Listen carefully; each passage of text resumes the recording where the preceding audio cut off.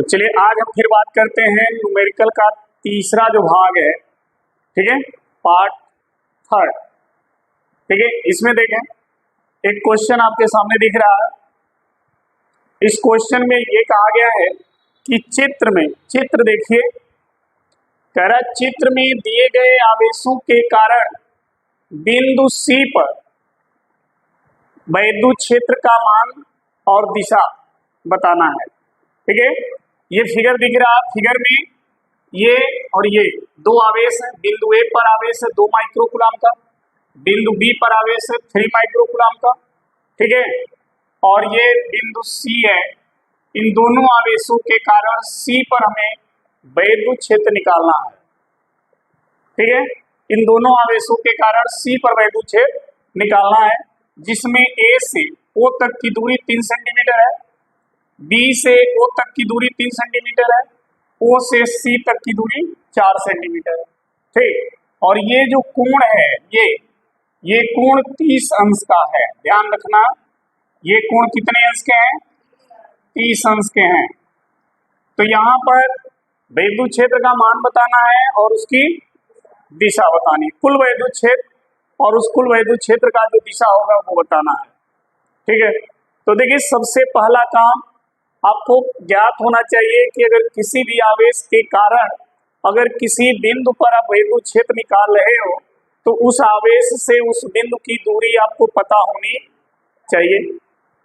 जिस आवेश के कारण अगर किसी आवेश पर वैद्युत क्षेत्र निकाल रहे हो, अगर हम आप पर अपना बल ज्ञात करना हो तो कैसे?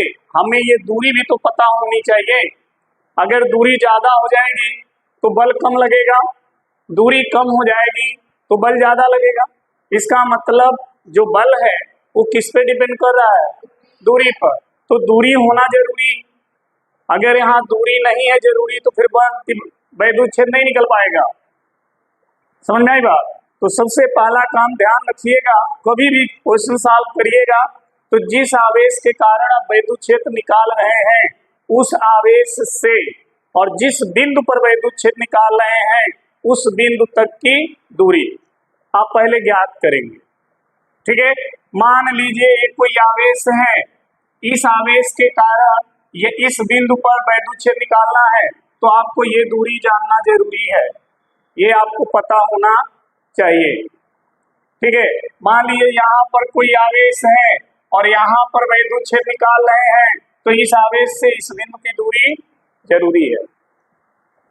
ठीक है, तो ठीक उसी तरह से अगर इस आवेश के कारण C पर वैद्युत क्षेत्र निकाल रहे हैं तो ये दूरी आपको क्या है? जरूरी है। ठीक, अगर इस आवेश के कारण इस बिंदु पर वैद्युत क्षेत्र निकाल रहे हैं तो ये भी दूरी क्या है? जरूरी है। तो पहला काम क्या निकालेंगे? दूरी। समझ में आ गई बात? कहीं भी इस तरह का प्रश्न अगर है, कह रहा है कि इस आवेश के कारण यहाँ पर वैद्युत क्षेत्र निकालिए, तो समझ लीजिए पहला काम उस आवेश से उस बिंदु की दूरी हमें चाहिए हर हाल में। अगर दिया है तब तो ठीक है। अगर कहीं लिखा है कि 5 कूलम के आवेश से 10 सेंटीमीटर की दूरी पर वैद्युत क्षेत्र बताइए, तो 5 कूलम आवेश हो गया और 10 सेंटीमीटर दूरी हो गया, तो आवेश भी दिया है, दूरी भी दिया है, वैद्युत क्षेत्र फट से निकल जाएगा। ठीक है, जब तक दूरी नहीं रहेगा तो ये आपके सामने मजबूरी हो जाएगा उसको निकालने में। समझ आई बात? तो चलिए देखिए ये यहाँ पे ध्यान देना, ये कौन सा त्रिभुज बना? देखिए AOC एक समकोण त्रिभुज बना ना। समकोण त्रिभुज में जो सबसे बड़ी भुजा होती है वो कर्ण होती है। एक लंब हो गया और ये आधार हो गया, तो पाइथागोरस प्रमेय लग जाएगा। तो देखिए लिखेंगे, जब हल करेंगे तो पहले दूरी निकाल लेंगे। कैसे? त्रिभुज, समकोण त्रिभुज, समकोण त्रिभुज AOC में पाइथागोरस प्रमेय से, ठीक है, समकोण त्रिभुज AOC में पाइथागोरस प्रमेय से। पाइथागोरस प्रमेय क्या कहता है, जो सबसे बड़ी भुजा उसको क्या कहता है, कर्ण, क्या कहता है, और जो ये वाली भुजा इसको क्या कहता है, और नीचे जो लेटी हुई भुजा इसको क्या कहेगा, आधार। ठीक है, पाइथागोरस प्रमेय कहता है कि जो सबसे बड़ी भुजा है यानी कर्ण, कर्ण का स्क्वायर बराबर होता है लंब का स्क्वायर प्लस लंब का स्क्वायर प्लस आधार का स्क्वायर। समझ में आ रही है बात, यही है पाइथागोरस प्रमेय। और ये फार्मूला कहाँ लगता है, जहां पर समकोण त्रिभुज हो, जहां पर समकोण त्रिभुज बनेगा वहीं पर आप पाइथागोरस प्रमेय का फार्मूला लगा पाइएगा, नहीं तो नहीं लगेगा, ये ध्यान रखिएगा। ठीक है, अब देखिए पाइथागोरस प्रमेय से हमको मिलता क्या है, जब दो भुजा दिया हो तो तीसरी भुजा आप निकाल लोगे। पाइथागोरस प्रमेय की सहायता से किसी भी समकोण त्रिभुज की अगर दो भुजा दी गई है तो तीसरी भुजा निकल जाएगी। तो यहाँ देखिए इस समकोण त्रिभुज की दो भुजा दी गई है, तीसरी भुजा निकल जाएगी कर्ण, और यही दूरी आपको चाहिए भी, चाहिए ना। तो देखिए कर्ण का स्क्वायर बराबर लंब का मान कितना है, 3 सेंटीमीटर। तो ये लिख दिया हमने 3 सेंटीमीटर। लंब का स्क्वायर है तो 3 का प्लस आधार, आधार कितना है, तो 4 का क्या करेंगे, क्योंकि आधार का स्क्वायर है तो 4 का भी स्क्वायर हो गया। 3 का स्क्वायर कितना होता है, 9। देखिए समझिए पहले, अगर 3 पे 2 घात लिखा है इसका मतलब है कि 3 को 2 बार लिख के गुणा करना है।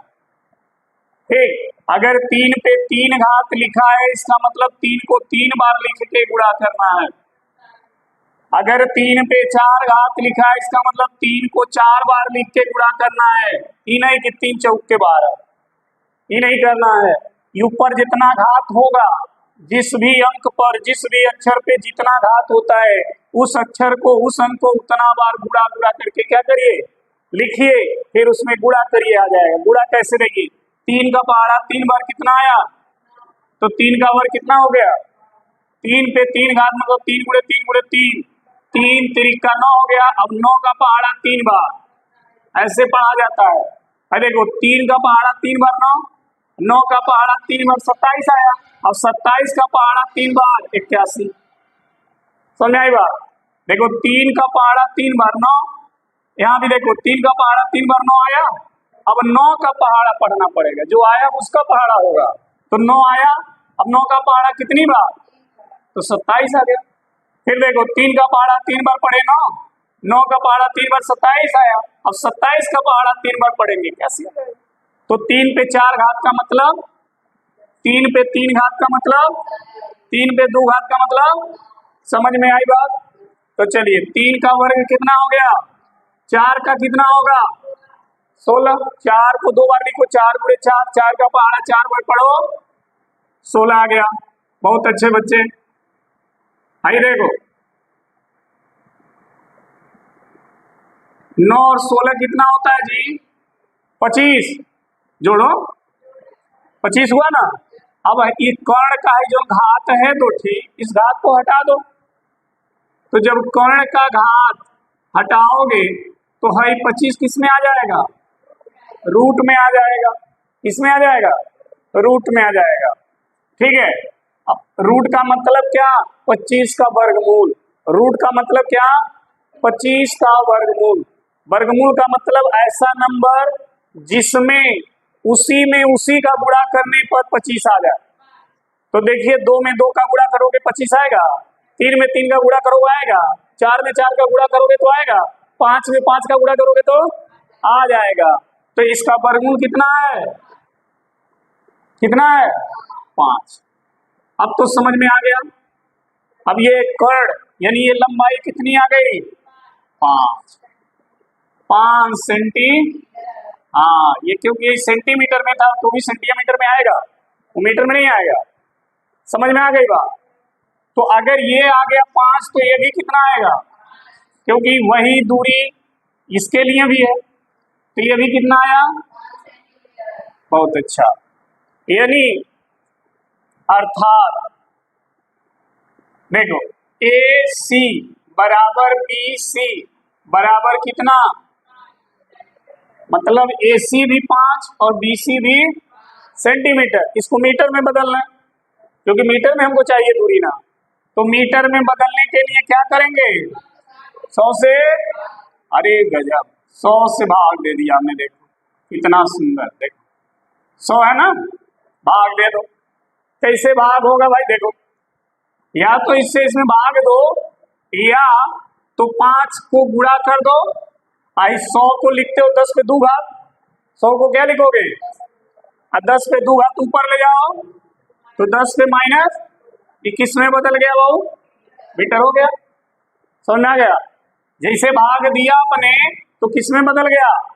यानी ये दूरी हमको मीटर में मिल गई, ये 5 सेंटीमीटर किस में बदल गया? मीटर में। कितना हो गया? इतना। ये भी किस में बदल गया? मीटर में। बोलो सही है? चलो दूरी निकल गई। अब आते हैं, मिटा दें। अब समझना, इस आवेश के कारण यहां पर वैद्युत क्षेत्र, तो आप एक फार्मूला पढ़े होंगे, देखो किसी बिंदु आवेश के कारण r दूरी पर वैद्युत क्षेत्र का फॉर्मूला होता है k q/r का स्क्वायर। यही होता है, किसी आवेश के कारण किसी बिंदु पर वैद्युत क्षेत्र का सूत्र यही होता है ना, यही है वो वैद्युत क्षेत्र, यही फार्मूला लगेगा। भाई सब भूल जाओ, केवल इसको देखो और ये पॉइंट देखो और ये दूरी देखो, तो ये आवेश और ये पॉइंट और ये दूरी ऐसे है कि नहीं है? तो ये फार्मूला यहां लगाओ तो लिखेंगे 2 माइक्रो कूलम, अर्थात 2 माइक्रो को क्या लिख सकते हो? 2 गुणे 10 पे माइनस लिख सकते हो, तो 2 माइक्रो कूलम कहिए या 2 गुणे 10 पे माइनस 6 कूलम कहिए। समझ में आई बात? बोलो। के कारण, के कारण कहां पर? सी पर क्या? वैद्युत क्षेत्र। क्या? वैद्युत क्षेत्र। दिख रहा है ना? इसके कारण हम वैद्युत क्षेत्र निकाला है, फार्मूला ये लगेगा, फार्मूला यही लग जाएगा। फार्मूला देखिए, 21 आवेश के कारण निकाले हैं 2 माइक्रो कूलम के आवेश के कारण, और वो आवेश कहाँ है? तो इसको क्या लिख दें? ये पता चले कि जो ए पे आवेश है उसके कारण निकल रहा है, बराबर के क्यू बाई, ये फार्मूला लगेगा। सही है? यहां पर देखो ई ए बराबर के का मान पता है कितना? अरे भैया 9.0 इंटू 10⁻, इसका मान, क्यू का मान, आवेश कितना है? यही आवेश है ना, इसी के कारण तो आप निकाल रहे हो, तो ये आवेश है। क्यू का मान हो गया 2 गुणे 10 पे माइनस बटा आर का स्क्वायर। आर कितना है यहां से यहां तक? हाँ, यहां से यहां तक की दूरी कितना निकाले हो? अरे 5 सेंटीमीटर, इसको मीटर में बदले हो ना, तो कितना है? स्क्वायर है फॉर्मूला में, तो इसका भी क्या होगा? बहुत अच्छा हो गया। अब देखो, बाद में ना कहना सर जी समझ में नहीं आ रहा, एक एक चीज बताया जा रहा, ध्यान रहे यहाँ पे, सावधानी हटी दुर्घटना घटी फटाक से ना। देखो, 2 का पहाड़ा 9 बार पढ़ो, 2 9 18, भाई 10 पे कितना है? और 10 पे यहाँ कितना है? -6, 6 नहीं -6, तो ये +9 और -6 घटेगा जुटेगा, कितना आएगा? 10 पे कौन है? प्लस या माइनस? प्लस, प्लस रहेगा, घटेगा प्लस में रहेगा, क्योंकि प्लस वाला नंबर क्या है? 9, 9 बड़ा है, बढ़ेगा चिन्ह लगेगा। अच्छा यहाँ देखो भाई, 2 घात किसका है? इसका भी है और इसका भी है, तो 5 का 2 घात 25, 5 का 2 घात, अभी हमने बोला ना जितना घात रहेगा उसको उतना बार लिखो, 5 का पहाड़ा 5 बार पढ़ो, कितना आया 25। 10 पे माइनस दूंगा, इसका वर्ग करो तो 10 पे माइनस 4 हो जाएगा। देखो कैसे, ऐसे 10 पे माइनस 2 है, इस पे 2 घात हुआ। हमने क्या कहा, जिस पर दो घात 3 घात है उसको उतना बार लिखो। तो 10 पे माइनस 2 पे 2 है, तो 10 पे माइनस 2 को 2 बार लिखो। ऐसे लिखोगे कि नहीं? जब लिखोगे तो दोनों का आधार तो 10 है, घात को तुरंत क्या करोगे, जोड़ोगे, चिन्ह सेम है, तो माइनस 2 2। समझ में आई बात? तो नियम सब सेम है, बस थोड़ा हमारा आपका दिमाग सही से काम करना चाहिए। अब देखो इतना आया, अब क्या दिख रहा है, देखो ध्यान से, ये हो गया 18 बटा 10 पे माइनस 4 कहाँ है, नीचे ले जाओ, लिफ्ट करो उसको, ऊपर ले जाओ, माइनस 4 क्या हो जाएगा, प्लस 4 हो जाएगा। तो 10 पे पहले से 3 प्लस है और ये ऊपर गया प्लस, बोलो कितना आया, 18 बटा गुणे 10 पे, बहुत अच्छे, इतना आ गया इसका मान, न्यूटन प्रति। यानी ये जो आवेश है बिंदु सी पर इतना वैद्युत क्षेत्र उत्पन्न करेगा। अब हमको ये बताना है कि उसकी दिशा किधर होगी। जो है आवेश यहाँ वैद्युत क्षेत्र उत्पन्न कर रहा है, उसकी दिशा किधर होगी। तो देखो पहले ये आवेश धन है कि ऋण है, धन है, धन आवेश के कारण वैद्युत क्षेत्र किधर होता है, तो जाहिर सी बात है इसी लाइन के अनुदिश किधर होगा, ऐसे होगा, होगा ना। तो ये हो गया किसका दिशा, ये का, हुआ कि नहीं।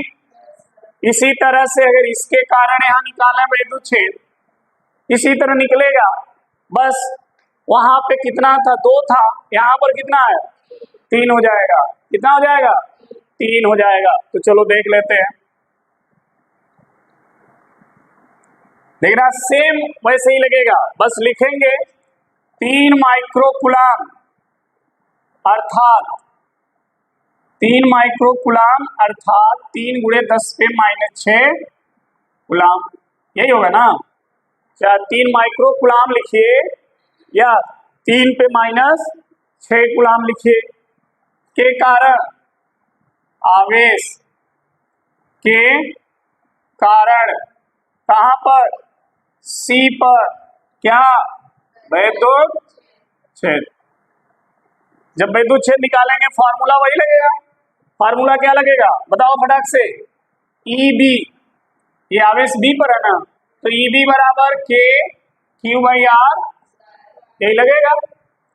सब कुछ वैसे ही करते चले जाओ, कोई दिक्कत नहीं। के का मान रख दिया, सही है, क्यू का मान रख दिया, सही है, आर का मान रख दिया, आर पे घात है तो इस पे भी घात कर दिया, सही है, ठीक।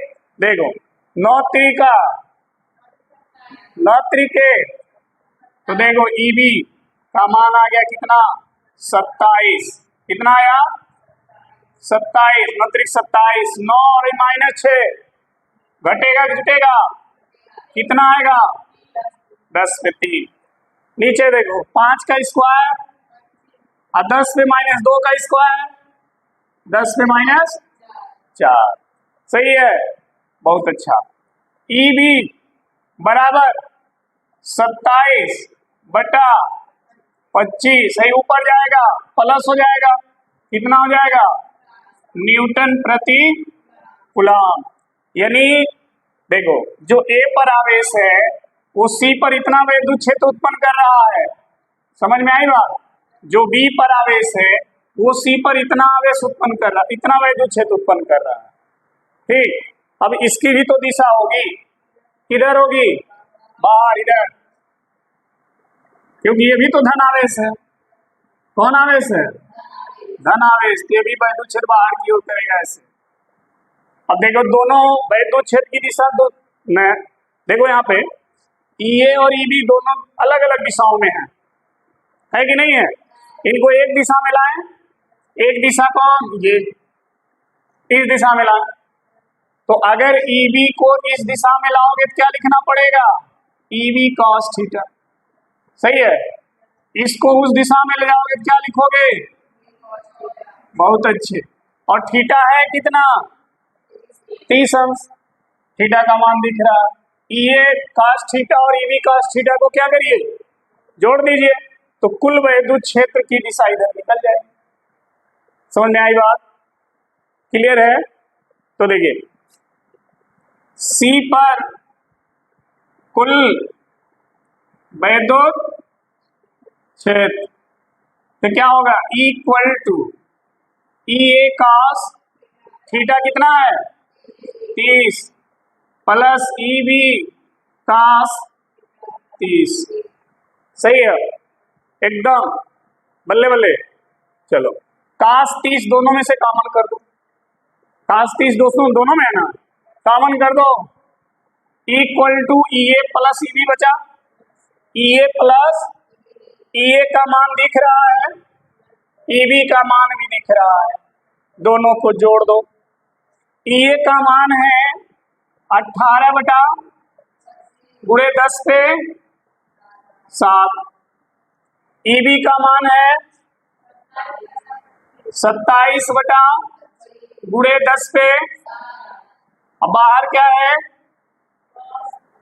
सही है, इसमें भी देखो 10 पे 7 दोनों में है, कॉमन कर दो, बाहर कर दो, तो अंदर बचेगा 18 बटे 25 धन 27 बटे, यही बचेगा अंदर। तो देखो अगर 18 बटे 25 बचा अंदर और धन 27 बटा 25 बचा है अंदर, ध्यान देना यहाँ पे दोनों का हर क्या है? तो अंश को जोड़ देंगे।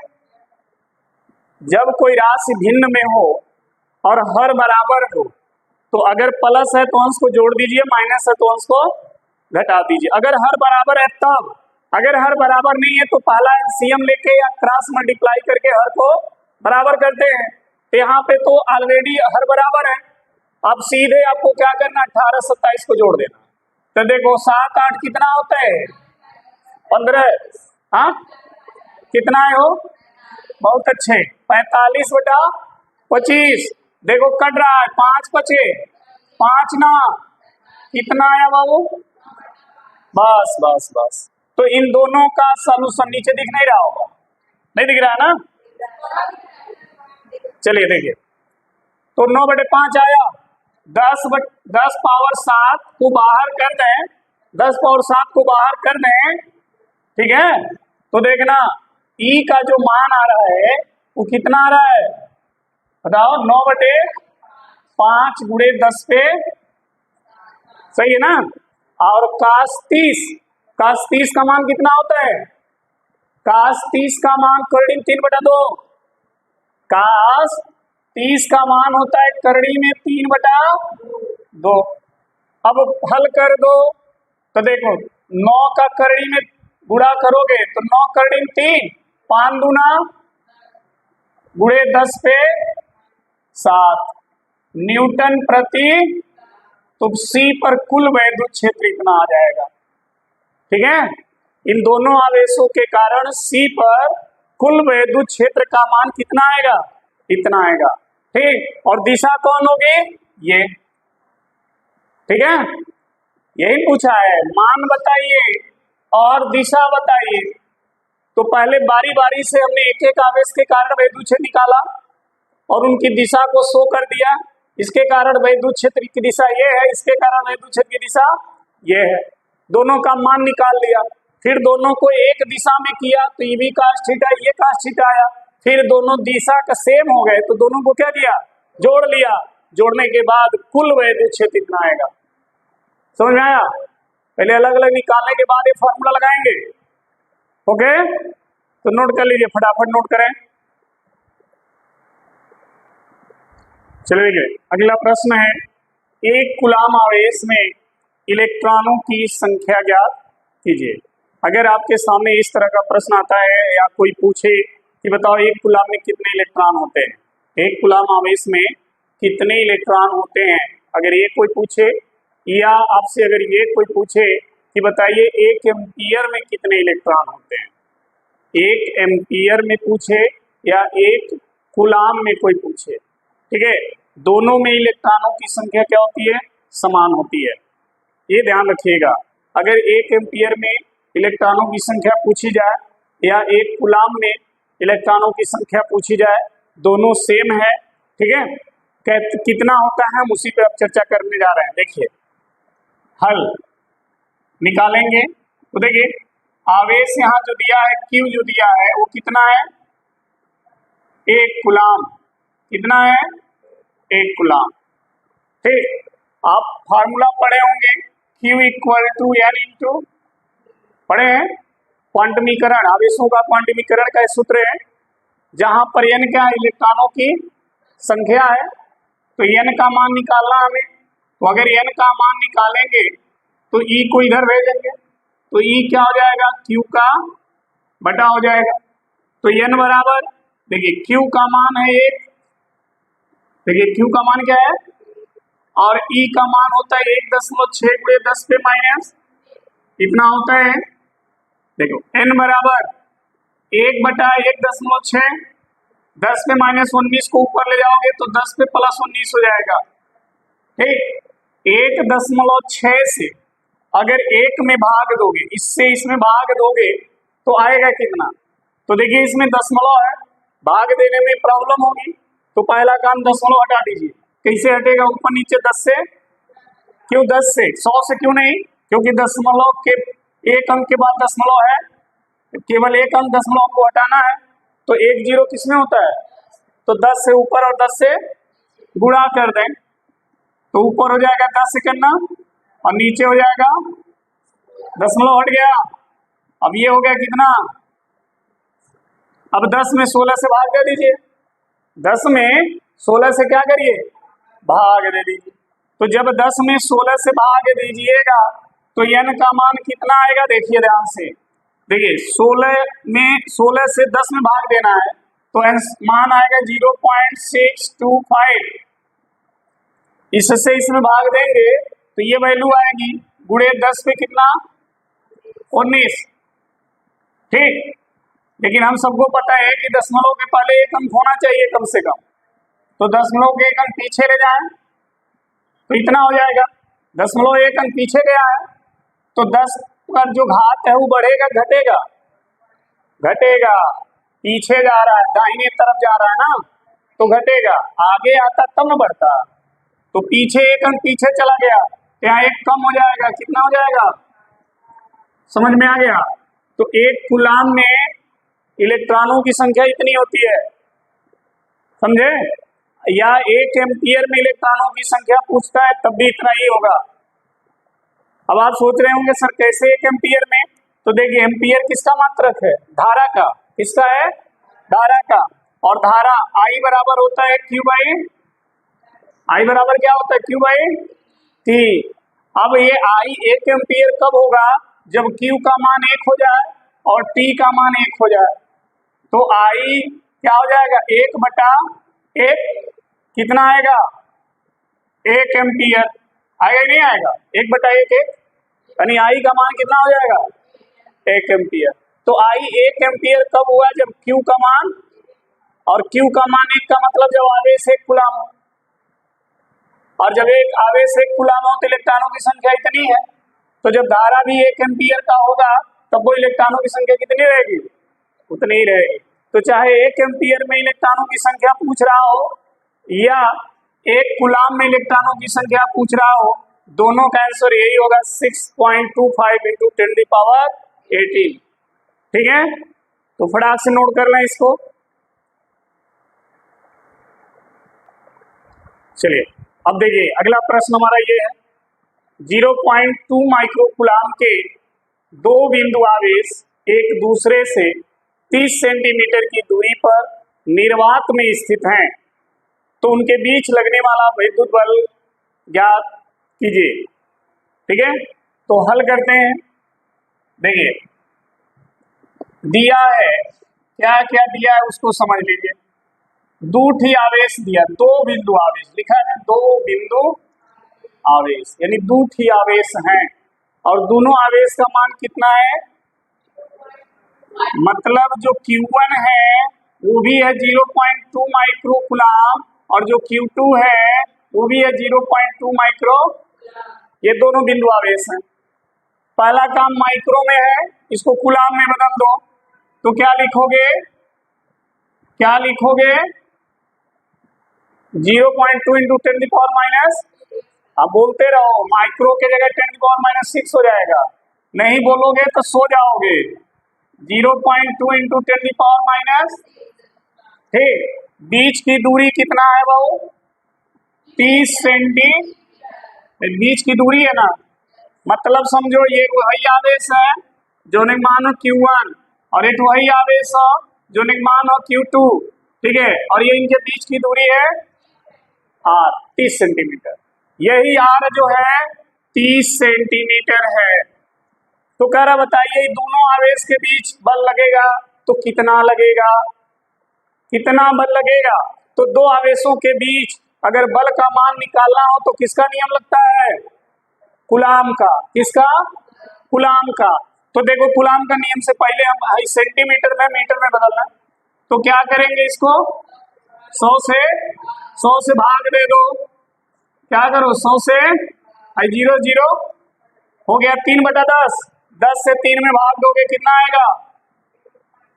कितना आएगा ना। अब देखो कूलाम का नियम लगा देंगे, लिखेंगे कूलाम के नियम से दो आवेशों के बीच जब भी बल निकालना हो तो क्या नियम लगेगा? कूलाम का। नियम का F = K Q1 Q2 by, यही है, यही नियम लगाना है, घर से कहीं से कुछ नहीं लाना है। देखो F = K का मान कितना होता है? बहुत अच्छा। Q1 Q2 दोनों बराबर है तो लिख दो 0.2 इंटू 10⁻⁻, 0.2 इंटू 10⁻⁻, हो गया फिक्स। अब देखो R कितना है? ये R का स्क्वायर, तो इसका भी बहुत अच्छे। अब देखो गुणा करें, देखना ध्यान से, 9 हो गया। 0.2 में 0.2 का गुणा करोगे तो 0.04 हो जाएगा। सही है गलत? सही है। -6 0 12। भाई देखो दोनों का चिन्ह सेम है ना, तो चिन्ह तो वही रहेगा, अंक जुड़ जाएगा। तो 10 पे कितना हो गया? -12। 10 पे -12 हो गया, और यहाँ 10 पे +9, तो +9 और -12 घटेगा, कितना आएगा? -3, क्योंकि 12 अधिक है, 12 का चिन्ह किसमें है? तो 10 पे कितना आया? बहुत अच्छा। यहाँ देखो इसका वर्ग करो, कितना आएगा? 0.0, कितना आएगा? सही है। देखो दशमलव हटाना है तभी तो भाग आना है, दशमलव अगर नहीं हटेगा तो भाग नहीं आएगा। तो दशमलव कितने अंक के बाद है? 2 और 0 किसमें होता है? 100 से ऊपर 100 से क्या करेंगे? गुणा कर दो, गुणा करो। देखो ऊपर 9 हो गया, 9.0 गुणे ऊपर 100 से गुणा करोगे तो यहाँ भी देखो 2 अंक के बाद दशमलव है। ऊपर 100 क्या करेगा? इसका दशमलव हटा देगा। क्या करेगा? इसका दशमलव, तो क्या बना? 4 हो जाएगा। वो नीचे भी 100 से गुणा किए, दशमलव हट गया, कितना आया? 9 आ गया। ऊपर कितना आया?